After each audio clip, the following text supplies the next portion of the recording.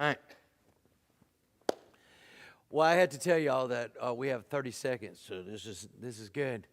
We I saw the clock said 5 minutes till, and there was nobody in here, and I was like, oh man, and the Regiment. Oh, let me get this right, and it had 15 on it. He said, yeah, sorry about that. Oh, we good? We're on.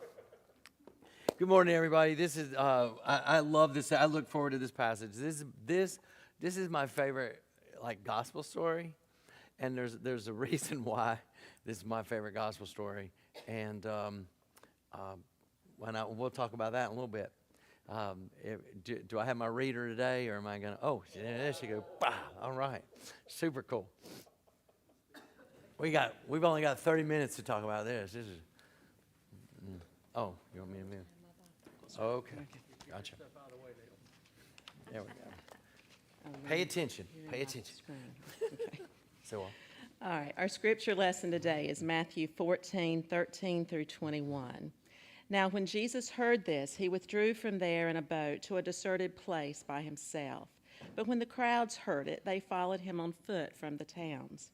When he went ashore, he saw a great crowd, and he had compassion for them and cured their sick. When it was evening, the disciples came to him and said, "This is a deserted place, and the hour is now late. Send the crowds away so that they may go into the villages and buy food for themselves." Jesus said to them, "They need not go away. You give them something to eat." They replied, "We have nothing here but 5 loaves and 2 fish." And he said, "Bring them here to me." Then he ordered the crowds to sit down on the grass.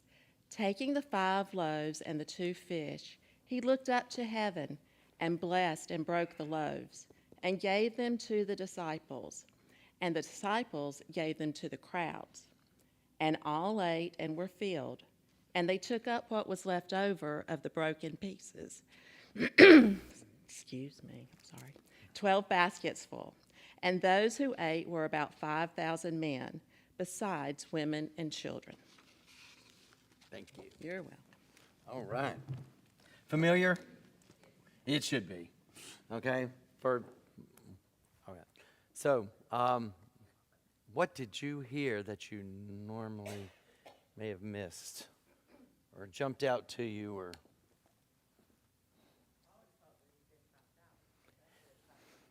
I know. I love that. 5,000. Yeah, and you know there are several words like in Greek that like can be humankind or people, and have been translated as man, and there's the specific word for male on air, and that's exactly what this word is here. It's not, like, hey, you guys. It's meaning all different guys, but this is actually 5,000 men. Okay. Maybe you have no idea. That's like I say in the sermon, minister did not make this count, because the minister would have picked up every single person that was close by. They wouldn't have just. They would have been. For me, I'd have been. I'm counting anybody. That guy, he looks dead, but count him anyway. I mean, that's just. This is only men. Now this one says men. Maybe. Well, we'll get to that in a second. But, so there could be more, a lot more. Could have been 15,000, who knows. Not counting children, women. Yeah. Well, as many times as I've heard this story, I picture how that many disciples can feed that many people, even if they had enough food. Right. Yeah, there you go. Well, yeah. It's a soup line. Yeah. Yeah. I know. Another thing, that's true. That's right. How in the world do you stand up on a hillside? I mean, I do get it. Why when you're if you're out on a still pond, you're in a boat, you're speaking back to the lakeside. It does act as an amplifier. It is pretty amazing. That how. Kind of like in, Phil, when I first went to Moscow, they didn't have a PA system. I just spoke. And everybody else prior to me all those years that that sanctuary was there, you just stood up there and talked because the acoustics were amazing in that room. But then we got a PA system. Now you couldn't live without it, you know. So they got that while I was there, and I just preached louder. Well, I used my figure if Pentecostal Je- voice. Yeah. If Jesus could change that Yeah. little bit of food into so much, he could probably Yeah. make himself heard. Yeah. Well, that's it. This is okay. This is why I love this story. This is one of the ones we call a miracle story because something took place here. We're not told how this happens. We have no idea. Of course, we would like to know how it happened. What would a video camera have shown that day? We'd like to know. But we don't get to know. And it's not explained. There are several, again, dissertations. This is made for dissertations. Ooh, let's write. And so some of the explanations are, when he blesses the food, they just keep coming, and it just keeps going. It never gets, like you figure 5 loaves, 2 fish, at some point it just runs out. I mean, but all of a sudden it just keeps going. The other option is that the act of sacrifice on his part of giving this away, that other people were kind of guilted into or started sharing what they had as well. Possible. But we're not told. And here's the thing about a miracle story. That's not what we're not meant to explain it. It's not about explaining it at all. How'd that person get his sight? How did Jesus spit in that mud and rub it on his eyes and suddenly begin to say, don't know, have no idea. Have no idea whatsoever. But that's the point. That's void of what this passage is about. But for whatever reason, let's talk about it this way. Miracle stories. They're in all 4 Gospels. How many miracle stories are in all 4 Gospels? Any guesses?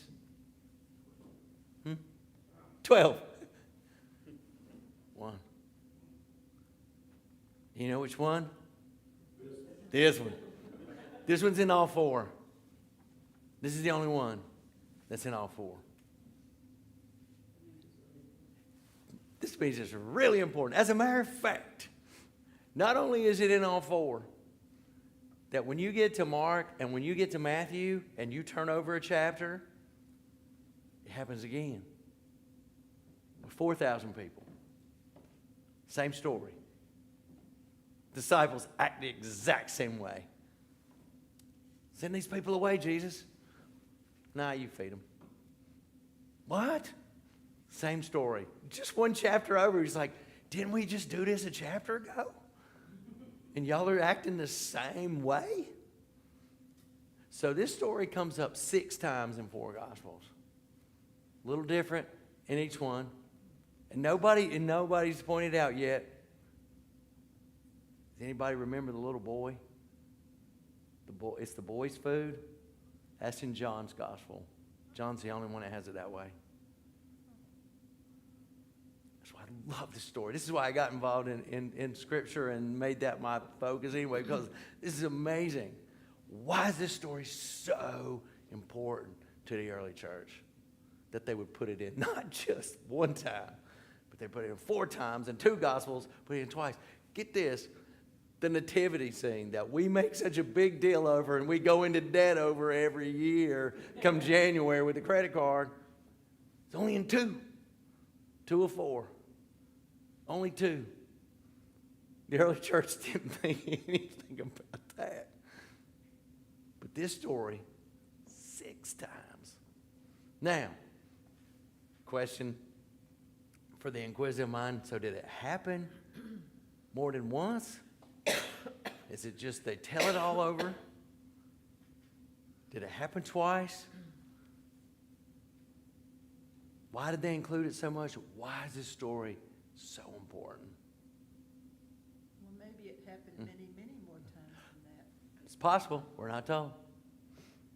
Maybe it happened once and they just loved it. Or maybe Jesus spent a lot of time feeding people.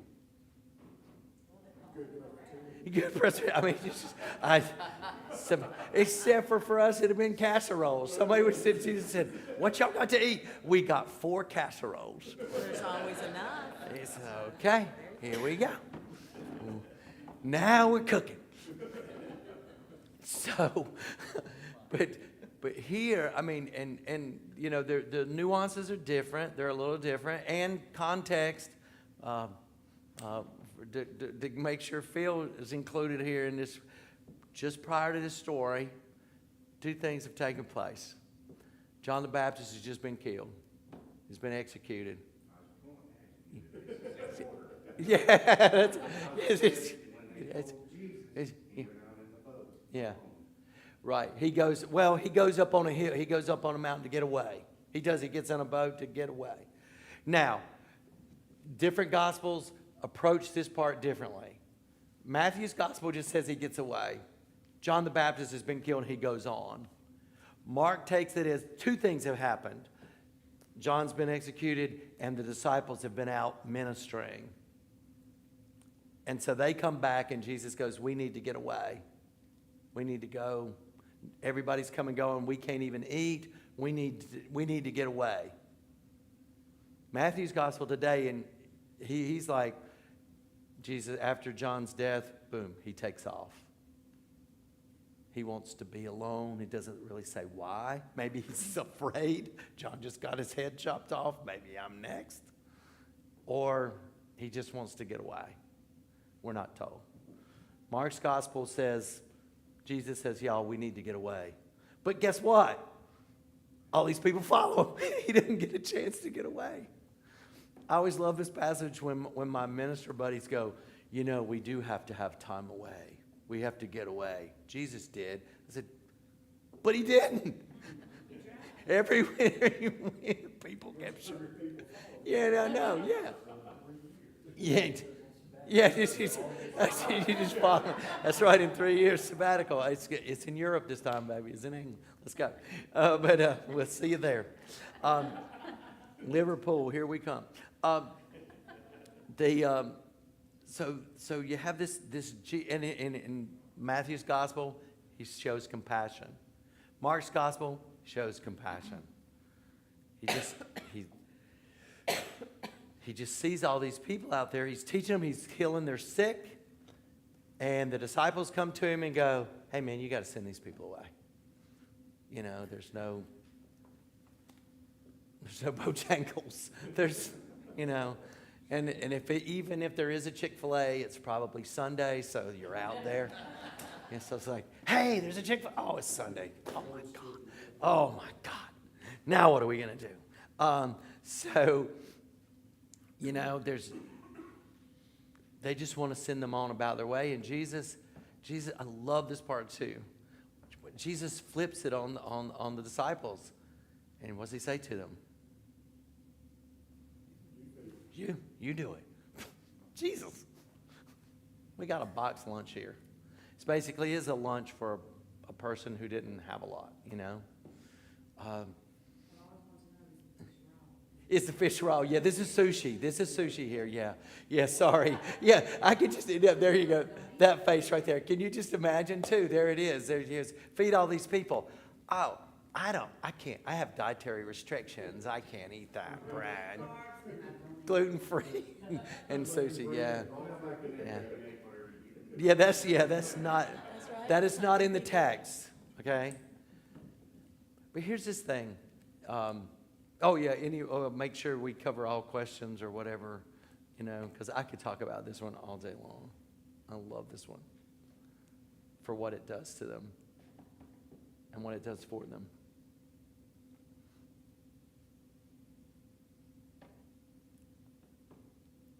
So Jesus sends he says, "Okay, y'all, give me your lunch box here." And what's he do to it? He blesses it. And he, let's see. He does what? Breaks the bread. What's that sound like? Last Supper. Oh, yeah, doesn't it though? So one more time, Jesus breaks the bread, blesses it, starts distributing it out to people. He gives it to the disciples to do it. And I love this part because I think to me, like I said, I have no idea how 2 fish and 5 loaves feed all this many people. I don't know if it did. I mean, if it was an instantaneous miracle or if it drives people to share. Both are fine. I mean, I think that would be wonderful either way. But the part is, to me, that who were these disciples? These disciples were right here, and they were the ones who said, oh, you got to send these people away. And yet they're the ones that Jesus says, no, no, no, no. You're the one that gets to do this. It's you. And they are the ones in turn who start sharing. How do they get that many people fed? Of course, it says they do break them up into groups. Mark's gospel, if Mark wasn't a countant like people claim, and if it really was Mark, he breaks them up into groups of 50. I was like, yeah, that's like an accountant. He'd do that. That's exactly what he'd do. But he breaks them up into groups, and they feed them. However, but these are the people who had just said, you send them away. He said, nope, you don't get off that easy. You're the ones who are, in fact, the ones who are going to be helping them. And to me, that's the... Oh, go ahead. Hmm? I said, what's significant about that? Because Luke says that. What, that they... Yeah, it just seems to me... I know, that's one of those places where I get into Scripture and I go, why do I need to know that? I have no idea. Why they decided to make sure that was important. It was important then, It's kind of like in Mark's gospel. I always love when Jesus goes across the water and says, and 2 boats went with him. I'm like, I don't care. Why in the world does that matter to me? But yeah, I mean, yeah, you're just like, oh, okay, sure. And why they broke them, it is organized. Yeah. Yeah.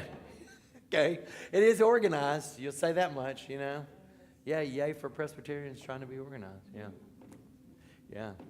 So, but to me, these disciples who were concerned about their own selves at the beginning, hey, we can't take care of this, you send them away, are ultimately the ones that have to give away. They have to deflect their own issues, their own, from Mark's gospel, their own tiredness, their own weariness, their own depletedness, to help other people. What an amazing thing. To me, that is the biggest miracle, is that you have disciples who are willing to look away from their own stuff to pay attention to other people. When did the phrase bread of life start?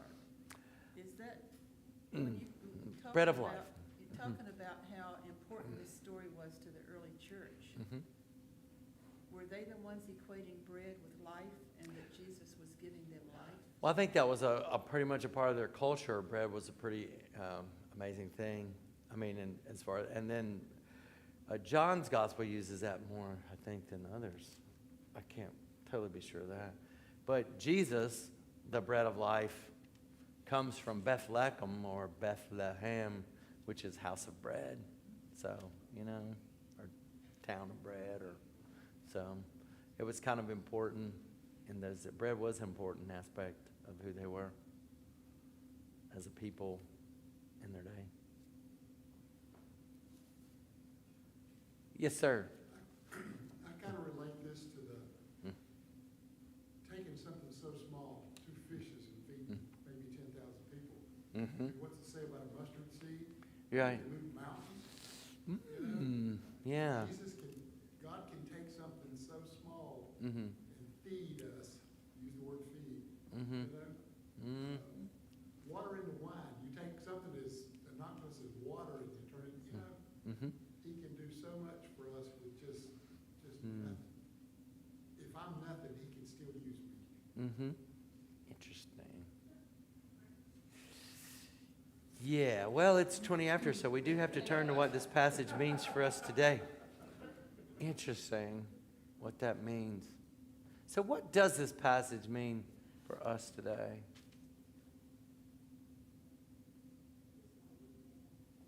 Well, there's many Wednesday nights that we sit there and panic over, do we have Yeah, yes we do.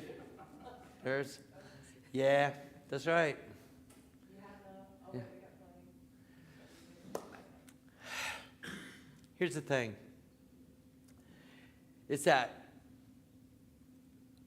I think it was important in the early church because, and I think it's been important to every aspect of the church all the way along. This story, you know, one thing you go, boy, they fed 5,000 people. What happened to those people after they were fed? They got hungry again. Yeah. So it helps them in the moment. It just, I mean, it's not earth-shattering. It didn't change the world. But it did change the moment. And it changed those around them, that community. And I think that throughout all of church history, and we deal with it all the time, is how do we approach what we have as the people of faith?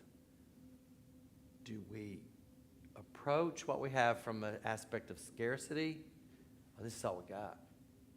We don't have anything else. We just have this. And Jesus is like, yeah, you take care of it. Go. I'll bless it. You go. Or do we approach things from, here's the community, and we have to reach out to them? Because the church is never, ever, ever, ever going to have enough. Ever. There's never going to be enough. There's no way in the world. One day, I'm going to walk into a budget meeting and sit down and they go, we got enough. We got it. I'm going to really wonder what that means. There's never enough. It's a miracle. It's just like, I'll go, you might want to add again because we're never going to have enough. And churches, we can sit in our, and go, well, you know, we're just this, or we're just that, or all I have is this, or all I can do is that. And Jesus goes, I don't care. You feed them anyway.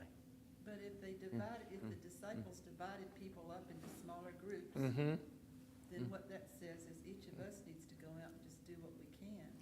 And not, it doesn't have to be the church doing everything. It has to be Well, individuals doing things. Yeah, I think it. Well, I think that, and I say that as a collective because I do think it's kind of. I mean, we look at the world in Western culture, we tend to break things down as individuals, and the church and the people that are putting this text together are thinking more in collective. That's just their mindset, and I think maybe that's probably. It can be good for us, but it's also our hindrance too, because we tend to kind of want to do everything on our own. And I think that, from a collective sense, we're talking about the people of faith together, and individuals within that. You know, again, I've been doing this for a lot of years, and I can guarantee you, every time people go, well, I can't do this, I can't do that, I can only do a little, and just like, I don't care. That's not the point. The point is, are you willing to look out beyond yourself, beyond the congregation, and have some interaction with the community beyond who you are, and share with them, and trust that it's enough? And that's the scary part. Come on, y'all. That's the scary part. I sit in budget meetings and I panic all the time. Is this enough? I don't know. Doesn't look like it. Don't think so. Not quite sure. You know? Well, that's... There you go. That's the belief. That's all you have to do. And, yeah. Yeah, yeah, right. And yeah, John's gospel says Jesus in them right after this is over pulls away and takes off because he thinks they're going to try to make him king, and that's going to be really bad. That is not what this is about. So he takes off. Of course, John's gospel much later has a better sense of writing, how he writes it. He's like, yeah, they're coming, they're healing the sick. He's taking care of them. That's right. But again, I mean, it's Yeah. showing that he is going to take care Yeah. of those that follow. Yeah. And then in Matthew's gospel and Mark's gospel, flip over a chapter, it happens one more time, and the disciples respond in the same way. Which, oh, yeah. The disciples are, the disciples. I was going to say, be careful how you describe the disciples. Yeah, the disciples are not bright. I love that. How do you not Yeah. believe? Mm-hmm. I mean, if he tells you to go and feed, I'm just gonna take Yeah. my mask off and eat. Yeah. I've seen what he can do. Yeah. He's gonna make this work. Okay? Trajectory. One more time, y'all. That's what I say. We have to be really careful about how we describe the disciples because they are us. They are us. Because we have, how many times have I been through the years and I go, oh my God, the church is going to cave in tomorrow because we just don't have enough. And it doesn't. All these years later. And it's like, and I know I'm to my own detriment because I've got a wife who's going to, the next time I come home and go, oh my God, she's going to say, hey, your favorite passage here in the gospel. And flip over a chapter, 4,000 people instead of 5,000. And Jesus says the same thing to them. And the disciples go, you send them away, you feed them. Same thing. The disciples, in someone else's words, not mine, are not bright. But the fact is, we are them. And we take their place in this passage because we see things all the time. And we still go, I don't know. Wow. Okay, go. You got, we got 3 minutes. Go. Oh, good. It's not the same. It's in the same in this story, and then it's 7 in the next story over too. Leftovers. There's so much left over. So I know some people don't eat leftovers, but I do. And I didn't say anybody. Did I say anybody? I did not. Okay, but that even and I love John's version too on this part because it says he said he made sure they got the scraps, so nothing was left undone. Nothing. That there's this amazing thing of abundance in God's grace and mercy that even the scraps are important. Even they're left over. That's the name of the sermon today, scrap. I mean, that it's just that there's enough to share and that God even thinks the scraps are important. And I do think that it's the struggle we have with ourselves as individuals, as churches, that we have this inferiority complex in the world. We just don't have enough. We just don't have enough. We just don't, I don't know. But that God even thinks the leftovers are important, that we gather them together. And it's a show, too. You start sharing and you just never know what's going to happen. It's kind of like the crazy story of 10 cents a meal. I wish I could explain 10 cents a meal to you. But for all the things we can point and aim at our denomination, and we tend to, we can tend to look at the negatives and beat up on things.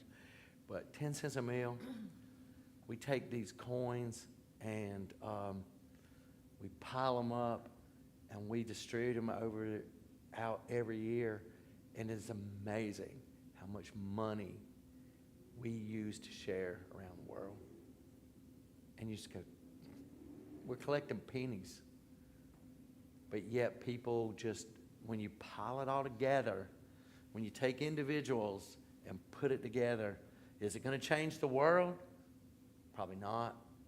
But it's going to help in certain places. And I can tell you that when we do it and we put the money here locally, it helps us, helps our neighborhood in amazing ways.